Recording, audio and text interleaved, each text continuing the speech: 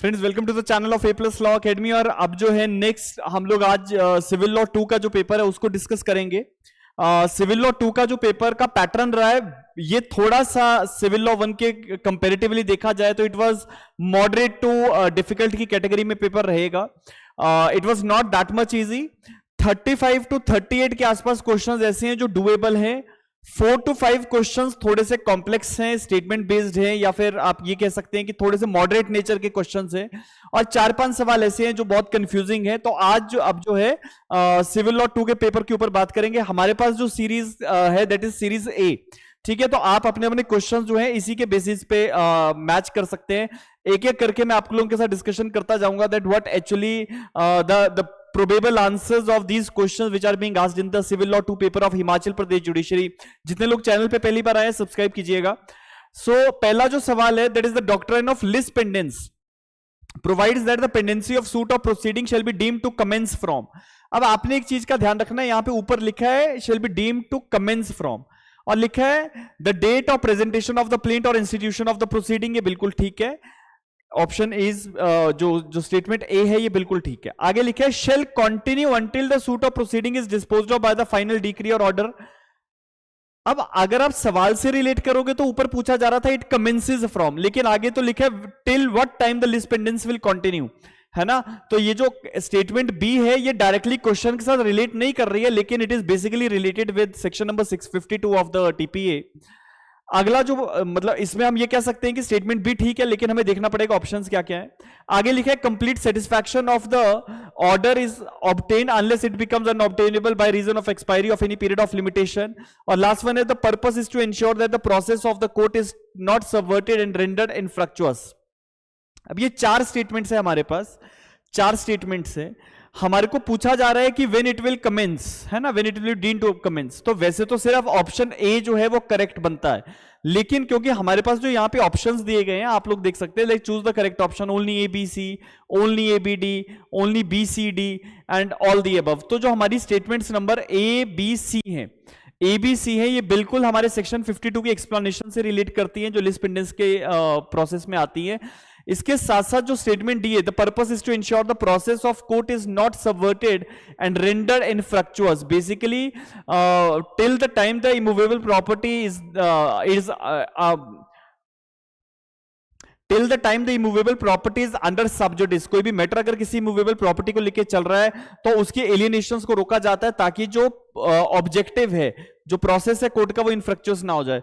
So which of the following statements are correct. देखो अगर तो आप कहोगे कि जी क्वेश्चन जो बनाया गया है उसके बेसिस पे कौन सी स्टेटमेंट ठीक है, तो A B C are correct as far as the question is concern. लेकिन क्वेश्चन में भी एक हमेशा ऑब्जेक्शन रहेगा इस सवाल में, इस क्वेश्चन में ऑब्जेक्शन रहेगा, बिकॉज ऊपर सिर्फ पूछा जा रहा है that when it will commence, when it will commence, ये नहीं पूछ रहे हैं till what time it will be continuing. ठीक है, तो इसमें ऑप्शन नंबर जो ए बी सी है वो अगर आपने सही किया तो इट इज ओके, लेकिन इसके साथ साथ ये क्वेश्चन ऑब्जेक्शनेबल है, बिकॉज वैसे देखा जाएगा तो सिर्फ स्टेटमेंट नंबर ए जो है वही ठीक है। बाकी स्टेटमेंट्स तो बात करती हैं कि लिस पेंडेंस कब तक कंटिन्यू करेगा। क्वेश्चन पूछा जा रहा है वो स्टार्ट कब से होगा, so it starts the moment the presentation of plaint is there or institution of the proceeding is there in the court. तो ये ऑप्शन नंबर जो इसका ए बी सी वाला है, मतलब ऑप्शन ए जो है which is canning statement A B C, वही ऑप्शन ठीक होना चाहिए।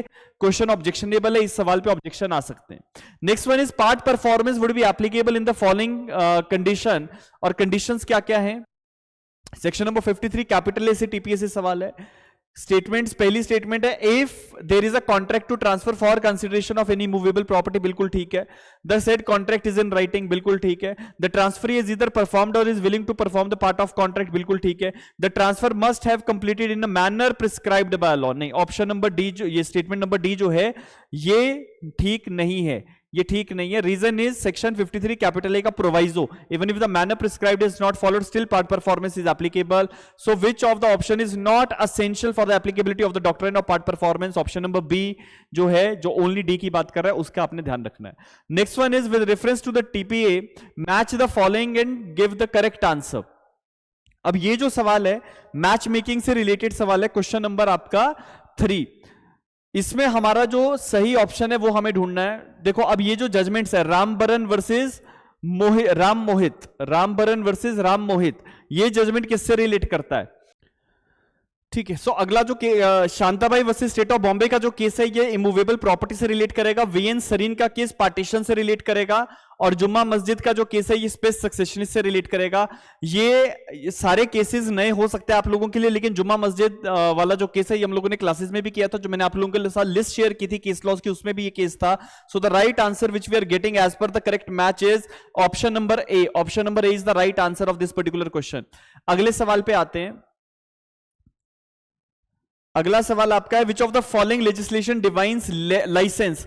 अब ये जो क्वेश्चन है आपका, लाइसेंस कहां पे डिफाइंड है? Indian easement act 1872। ये अभी हमने मॉक पेपर्स में भी 2 सवाल डाले हुए थे, क्वेश्चन नंबर 3 और 4, इनसे रिलेटेड क्वेश्चन हमने डाले थे अपने मॉक पेपर्स में। अगला सवाल है, under the Indian contract the doctrine of frustration applies to the contracts that become impossible to perform after they made, however this doctrine would not apply if option A है the impossibility arises due to unforeseen supervening event circumstances entirely beyond the control of the party. तो अगर ये वाला जो point है इसमें आपका doctrine of frustration apply होता है। The parties knew of the likelihood of the event rendering the performance impossible at the time of entering into the contract, yet agreed to the performance unconditionally. ये जो option B है, this should be the right answer. Reason is कि doctrine of frustration जो है वो supervening events के ऊपर चलती है, जो इवेंट्स पार्टीज के कंट्रोल में नहीं थे, पार्टीज की नॉलेज में नहीं थे, ऐसा अगर कुछ हो जाए, सो इन दैट सिनेरियो ये जो डॉक्ट्राइन ऑफ फ्रस्ट्रेशन है ये अप्लाई नहीं करता है। अगला जो आपका क्वेश्चन है, principle of quantum meruit under the Indian Contract Act is invoked in the cases where. अब क्वांटम मैरियट से भी मैंने जितने भी मॉक पेपर्स आप लोगों को दिए थे, सभी मॉक पेपर्स में क्वांटम मैरियट से रिलेटेड सवाल हमने डाले थे। क्वांटम मेरिट से रिलेटेड हमें देखना है, तो सही आंसर कौन सा होगा? Contract is terminated or becomes enforceable but one party has already partly performed entitling them reasonable compensation for the value of their performance. Option number A जो है वो बिल्कुल ठीक बैठ रहा है, लेकिन बाकी ऑप्शंस देख लेते हैं। Contract is void ab initio, नहीं, it is not the point for quantum merit. The plaintiff elects to sue for damages instead of enforcing specific performance under the terms of agreement, बिल्कुल गलत। The parties to a contract have expressly agreed to resolve the dispute through arbitration or conciliation. ये चारों जो options हैं इनमें से option number A is the right answer. Next one is contract based upon mutual mistake. Section 20 से मैंने बार बार आपको कहा था, सेक्शन 20 से सवाल आता है। Mutual mistake is void if the mistake is material and pertains to the fact essential to the agreement, बिल्कुल सही है। Option number A should be the right answer। Contract is valid, ये गलत है। Enforceable only if the party disadvantaged by the mistake, गलत है। voidable at the option of party has suffered a loss due to the reliance on the mistaken belief, गलत है। Next one is श्रीमान शंकर देवा married Miss Mosami in 2020 at Shimla and had been staying together since then. However, he renounced the world by entering the religious order of the Sadhus and left the matrimonial home in 2023. During ongoing Mahakumbh, he was seen at Prayagraj. बिल्कुल recent scenario पे सवाल बनाया हमारे examiners ने, दाद देनी चाहिए।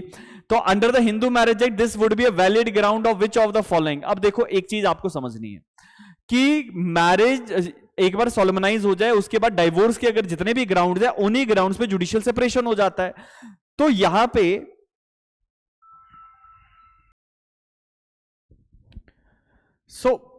सो marriage की डाइवोर्स को लेके और जुडिशियल सेपरेशन को लेके ग्राउंड्स जो है वो कॉमन है, क्योंकि आपके सेक्शन 10 में लिखा हुआ all the grounds which are there for the divorce, उन्हीं ग्राउंड्स पे जो जुडिशियल सेपरेशन हो जाता है। अब ये जो सवाल है, under the Hindu marriage this will be a valid ground for following: judicial separation, void marriage, divorce, all of the above. अब देखो वॉइड मैरिज का तो एक ग्राउंड नहीं है, लेकिन जुडिशियल सेपरेशन और डाइवोर्स का ग्राउंड बनता है, because renouncing the world is a ground for judicial separation as well as for the divorce. लेकिन इसमें अगर हमें बेस्ट ऑप्शन देखना हो तो इसमें मैं मार्क करूंगा option number C. Option C क्यों मार्क कर रहे हैं? देखो कभी कभी क्या होता है कि आपने सेक्शन 13 कैपिटल ए पढ़ा होगा कि अगर कभी भी डाइवोर्स की प्रोसीडिंग्स फाइल हुई हैं और ग्राउंड है रिनंसिएशन ऑफ वर्ल्ड का, तो इन दैट सिनेरियो कोर्ट जो है जुडिशियल सेपरेशन का अल्टरनेटिव रिलीफ नहीं देता, रेदर कोर्ट मैरिज को डिसॉल्व ही करता है। So this is the question which can be raised as an objection. लेकिन ऑप्शन ए और सी में से जो ज्यादा बेहतर बनता है वो ऑप्शन नंबर सी बनता है। सो यू कैन, अगर आपने ए और सी दोनों में से कोई भी मार्क किया है तो इट इज करेक्ट, ठीक है, as far as this question is concern, this is correct. लेकिन फिर भी इस क्वेश्चन में ऑब्जेक्शन आने की संभावना रहेगी। अगला सवाल है, delay in institution can be condoned under section 5 of the limitation and act in respect of appeal only, suit appeal, application, appeals और application. तो section 5 जो है हमारा वो केवल appeals और applications पे लगता है. limitation act का section 5 appeals और applications पे लगता है केवल. ठीक है. इसके बाद अगला क्वेश्चन लिमिटेशन से, limitation for claiming the compensation for defamation that is by libel is 3 years. No. 3 years from the date of publication. No. 1 year from the date when the publication libel comes to the knowledge of the plaintiff. No. Option number D is the right answer. Option D is the right answer. Very right answer. 1 year from the day when the libel is published. This is the right answer. ठीक है, बिल्कुल सही जवाब आपका जो option D रहेगा. अगला जो क्वेश्चन है इलस्ट्रेशन बेस्ड है. A sells by auction to B a horse which he knows to be of unsound mind. ये आपका जो है सेक्शन नंबर ये आपका सेक्शन 17 कॉन्ट्रैक्ट से आ रहा है. A sells by action auction to B a horse which he knows to be unsound mind. A says nothing about the horse unsoundness. ठीक है, आगे कह रहा है if you do not deny I shall assume that the horse is sound. A says nothing. So only illustration 1 amounts to fraud while 2 does not. 2 amounts to fraud, 1 does not. 1 and 2 illustration both amount to fraud, none of the above. So इसमें जो option है option number B should be the right answer. Statement number 2 जो है वो fraud रहेगा, fraud by silence. Statement number 1 में fraud नहीं माना जाएगा. Next one is question number 12. An agreement in restraint of trade is void but the sale of goodwill is an exception. ये आपके सेक्शन नंबर 27 से आ रहा है सवाल. स्टेटमेंट जो है an agreement in restraint of legal proceeding is void, ये सेक्शन 28 से आ रहा है. And arbitration is an exception to that. Only statement 1 is correct provided in 26. नहीं, स्टेटमेंट 1 जो है वो 26 में नहीं है, 27 में है. Only statement 2 is correct as provided in 26. नहीं, वो 28 में है. Statement 1 is correct as provided in 27. So option number C is the right answer because 26 जो है उसमें इनमें से कोई भी रिलेटेड चीज जो है जो स्टेटमेंट में लिखे नहीं आती. Next one is with reference to the contract of act 1872. यहां पे मिस्टेक है. ठीक है, match the columns. So section 7 में सेक्शन 10, 14 और 31 में पूछा जा रहा है क्या क्या है. तो as you all people know section 10 में आ जाएगा what agreements can be contract. 31 में आ जाएगा कंटिजेंट कॉन्ट्रैक्ट. 14 में आ जाएगा आपका फ्री कंसेंट और 7 में आ जाएगा आपका acceptance by performing the condition. So accordingly हमें मैच करना है. तो ए का 3 बनता है, ए का 3 बनता है. इसके साथ साथ आपका ए का 3 बनता है, बी का आपका 4 बनता है. ए का 3, बी का 4, सी का जो है 1 बनता है ये. सो option number D is the right answer. आपका जो क्वेश्चन नंबर है 13 सीरीज ए में, क्वेश्चन नंबर 13 सीरीज ए में, इसका option number D is the right answer. Next question है a no continuing guarantee may at any time be revoked by the surety as to the future transaction by notice to the creditor. Notice to the creditor is the right answer. Notice to the creditor bare act में as it is लिखा हुआ है, वहीं से आप follow up कर सकते हो. नेक्स्ट क्वेश्चन है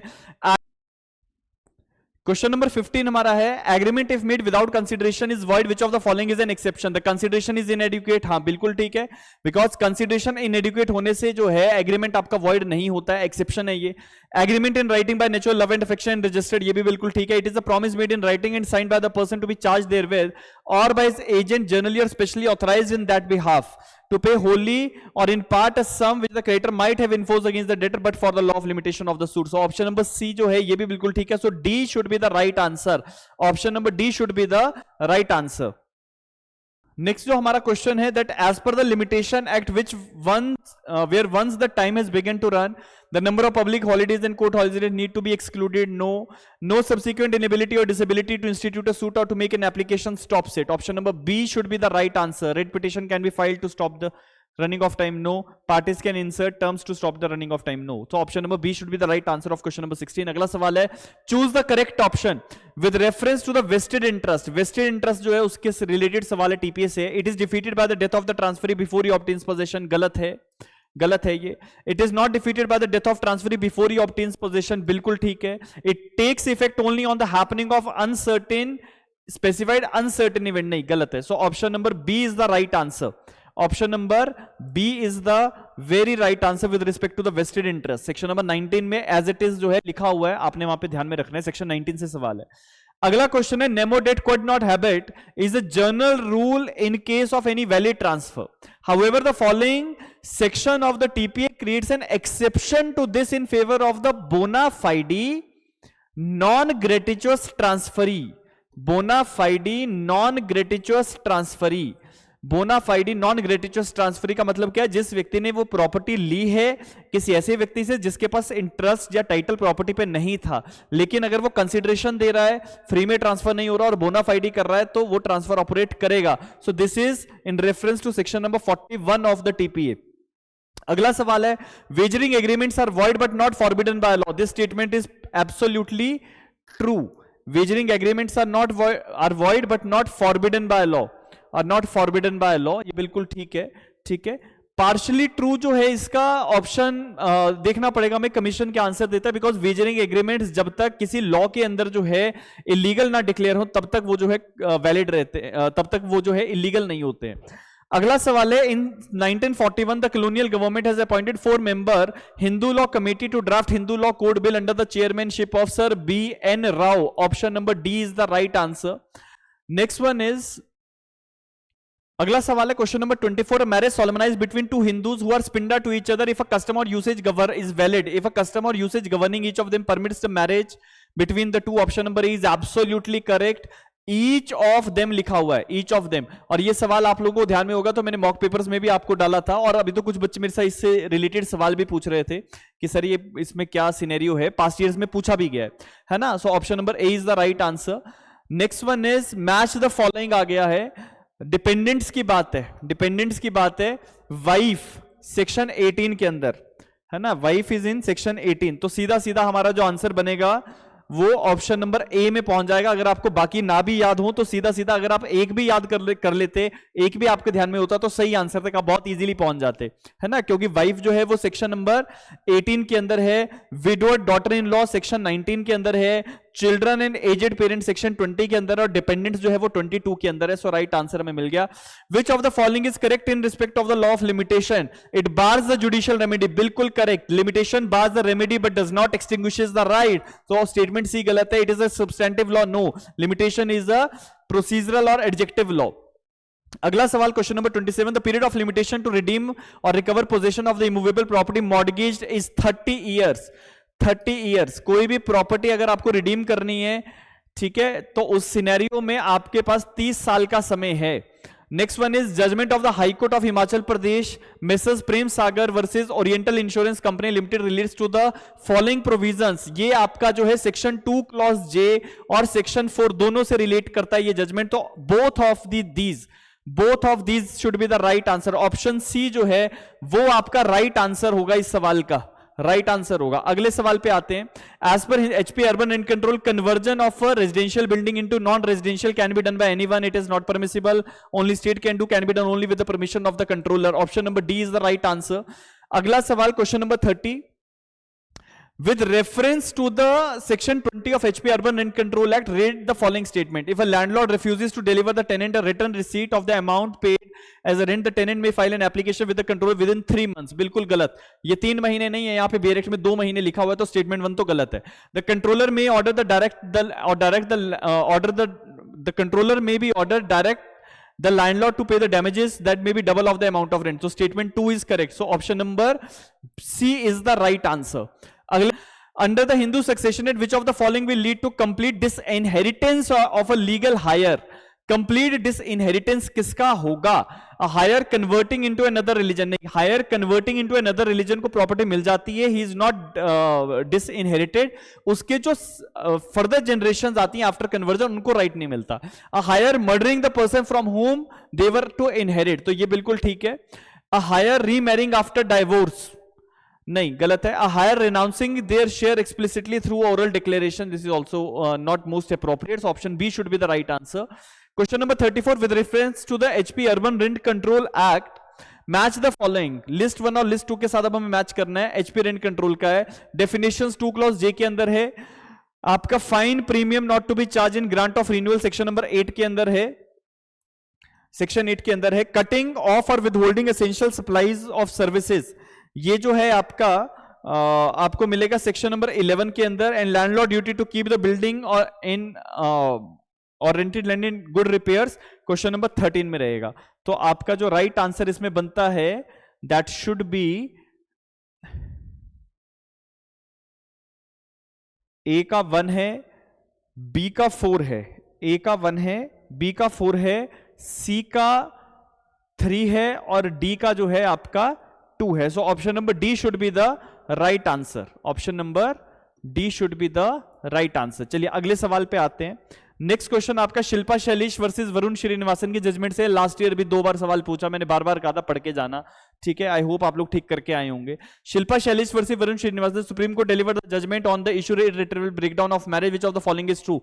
in exercise of the powers of 142 of constitution of India, the court can grant divorce on the grounds of irretrievable breakdown of marriage only when both the parties consent to such divorce. नहीं, दोनों parties के consent की जरूरत नहीं है. Option number A is not correct. In exercise of its powers under 142 the court can grant divorce on the grounds of irretrievable breakdown of marriage even when one of the party does not consent to such divorce. Option number B is the right answer. Option B जो है वो बिल्कुल ठीक है. In exercise of its powers under 142 of the constitution, the court can grant divorce on irretrievable breakdown of marriage only when all the procedures substantive requirements of divorce by mutual consent are satisfied. नहीं, गलत है. So option number B should be the right answer. ठीक है, B जो है बिल्कुल सही है. अगला सवाल आते हैं question number 36. Choose the incorrect statement from the following. In case of Hindu unmarried girl the father is a natural guardian. बिल्कुल ठीक है, हिंदू अनमैरिड गर्ल के केस में father is the natural guardian. In case of illegitimate, हमें जो है इसमें incorrect ढूंढना है ना. एक मिनट रुक जाओ. सो इसमें हमें इनकरेक्ट स्टेटमेंट ढूंढना है. पहला जो स्टेटमेंट है, in case of unmarried Hindu girl the father of is a natural guardian, ये करेक्ट स्टेटमेंट है. In case of illegitimate unmarried Hindu girl mother is a natural guardian, तो father and mother both are the natural guardians, कोई दिक्कत नहीं है. In case of married Hindu girl husband is a natural guardian, ये भी बिल्कुल ठीक है. In case of divorced Hindu girl mother is a natural guardian. So option number D मुझे लग रहा है इसमें जो है मोस्ट अप्रोप्रिएट आंसर बनता है. ठीक है, option number D is the right answer of question number 36. 37 पे आते हैं. Under which of the following statements are correct as per the Hindu Marriage Act. In divorce except the grounds given in 13(1) section 13 subsection 1 clause 2 6 and 7 the court may order the judicial separation if deemed just. Correct statement बताना है, ये बिल्कुल ठीक है क्योंकि section number 13 capital से statement बन रहा है. In case of judicial separation the court may grant decree of divorce based upon the facts and circumstances of the case. नहीं, गलत है. जुडिशियल सेपरेशन के केस में कोर्ट डाइवोर्स नहीं देगा. The court has a discretion to grant either the decree of divorce or judicial separation based upon the facts and circumstances of the case. So option number 1 is the most appropriate answer. तो option number A जो है इसका वो बिल्कुल सही answer आपका बनता है. Next one is in acquisition by of easement by prescription under the limitation act the uninterrupted period provided for the use of light air etcetera is 20 years. Option number A is the right answer. ठीक है, paper बहुत ज्यादा difficult नहीं है लेकिन थोड़ा सा confusing है, कुछ स्टेटमेंट्स कंफ्यूजन करने वाली हैं. Next question is the period of limitation for suits relating to contracts 3 year. बिल्कुल इतना इजी सवाल है. देखो क्या इसमें बच्चे, इसमें कोई गलती थोड़ी होगी. ठीक है, next question number 40. A Hindu male M dies intestate leaving behind his mother's father and mother's mother, mother's brothers and mother's sister. Who out of the following will succeed M? तो इसमें जो राइट आंसर आपका बनेगा that is mother's father's and mother's mother. Option number D should be the right answer. जब आप class 2 की entries देखोगे तो मदर्स फादर और मदर्स मदर जो है पहले आएंगे, उसके बाद मदर्स ब्रदर और मदर्स सिस्टर आएंगी. So option number D, question number 40 का जो आपका आंसर है that should be option number D. अगले सवाल पे आते हैं. In case of continuing breach of contract and continuing tort, the limitation period is to be computed the first tortious act. No, the moment the last act of the breach or tort continues. Option B is the right answer. Date of plaintiff discover the tort. इसमें जो option number B है that should be the more appropriate I will say. ठीक है, option D the date the टॉट is acknowledge नहीं. So option B या option C में हमें देखना पड़ेगा. कमीशन ऐसा ना हो कि इसमें कोई गलत आंसर बना दे, लेकिन option C is the most appropriate because आपका जो टॉर्शियस एक्ट है वो कंटिन्यूइंग नेचर के होते हैं. तो जब जब टॉट होगा तब तक आपके पास नया नया लिमिटेशन पीरियड जो है वो रन करता रहेगा. अगला सवाल आपका लिमिटेशन एक्ट के असर्शन रीजन बेस्ड है. व्हेन एनी स्पेशल और local law prescribes for any suit और अपील और application a period of limitation different from the period prescribed by the schedule, the provisions of section 3 shall apply as if the period were specified by the schedule. तो ये जो assertion है बिल्कुल ठीक है. where the special law prescribes the period of limitation for filing appeal, but there is no provision thereof under the Limitation Act. The period of limitation provided under the special law must be treated different from that of the Limitation Act. Reason भी ठीक है, लेकिन दोनों एक दूसरे को interpret नहीं कर पा रहे. So option number B should be the right answer. A and R are true, but R is not the correct explanation of A. Question number 43. For the purpose of Limitation Act, which of the following claims shall be treated as a separate suit? Section 3 से related सवाल है. Set off and counter claim both are to be treated as separate suits. Next one is section number 14 से हमारे rent control से सवाल है. In section 14 of the HP rent control, the tenant against whom the controller has made an order for eviction on the ground of non-payment of the rent due from him shall not be evicted as a result of his order if the tenant pays the amount due within the period of 30 days. 30 days is the right answer. So option number C should be right. Next one is question number 45 में statement 1 है. A person agreed by the order passed by the controller may within 15 days from the date of such order or such longer period as the appellate authority may allow for the reasons to be recorded prefer an appeal. तो statement 1 तो बिल्कुल ठीक है. Statement 1 ठीक है. Statement 2 देख लेते हैं क्या लिखा हुआ है. स्टेटमेंट 2 कह रहा है any person aggrieved by the order passed by the controller within 30 days from the date of such order or longer period as the appellate authority may allow for the reasons to be recorded. नहीं, 30 days का time period नहीं है, appeal लगाने के लिए सिर्फ 15 दिन है. तो स्टेटमेंट 2 जो है ये गलत है. In computing the period of limitation period the time taken to obtain a certified copy of the order appeal shall be excluded. बिल्कुल ठीक है. Statement 3 is correct. Option statement 4 कह रहा है in computing the period of 15 days the time taken to obtain a certified copy of the order appeal shall be included. नहीं, ये गलत है. So statement number 1 and 3 are correct. Statement number 1 and 3 are correct. 2 and 4 are false. Question number 46 में हम लोग आ चुके हैं. Question number 46 में जितने लोग अपने अपने आंसर्स आप लोगों ने बना लिए होंगे, आंसर की आप लोग देख रहे हैं, एक्सप्लेनेशंस में आपको देता जा रहा हूं. जितने लोग पहली बार चैनल पे हैं सब्सक्राइब कर लीजिएगा, ठीक है. इसके बाद हम लोग क्रिमिनल लॉ के आंसर की आप लोगों के साथ शेयर करेंगे विद एक्सप्लेनेशन. आपको बताता जाऊंगा मैं कहां से आपको प्रोविजंस जो है वो पूछे जा रहे हैं. और इसके साथ साथ पेपर बहुत ज्यादा, मैं बार बार कह रहा हूं, इतना ज्यादा मुश्किल नहीं है, लेकिन थोड़ा सा कॉन्सेप्चुअल बीच बीच में सवाल आ रहे हैं. For the purpose of rent control, an appellate authority or controller appointed under this act shall have the same powers of summoning or enforcing the attendance of the witness and compelling the production of the evidence as a court of civil under the code of civil procedure. So option number B is the right answer. ऐसे सवाल गलत हो ही नहीं सकते, आप लोग गलत करोगे ही नहीं. In accordance with the definition provided in section 2 clause E of the HP rent control, a non-residential building is. अब ये सवाल जो है ये ऑब्जेक्शन में रहेगा. इसके आंसर जो है ऑप्शंस में 2 ऑप्शन सही है, 2 ऑप्शन गलत है. क्यों?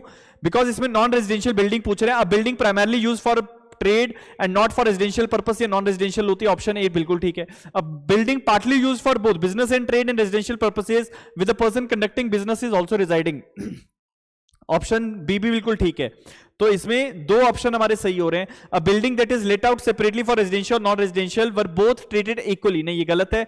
अ building that is used exclusively for the residential purposes irrespective of any business activity being conducted, ये भी गलत है. So ये क्वेश्चन आपका जो है ये स्क्रैप हो जाएगा बिकॉज ऑप्शन ए और ऑप्शन बी ये दोनों ही जो हैं बिल्कुल ठीक है. क्वेश्चन नंबर 48 में हम लोग आ चुके हैं.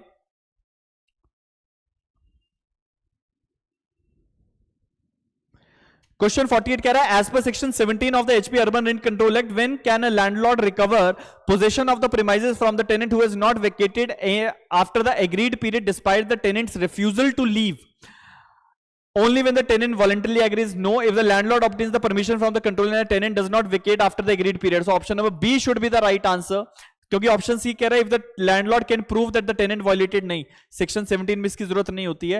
एंड ऑप्शन नंबर डी जो है only if the tenant cause damage in the premise. नहीं. Question number 49 under the following statements are correct regarding the grounds of eviction under section 14. A tenant can be evicted if they fail to pay the rent within 15 days from the date of receiving demand notice and the landlord has valid ground of the eviction.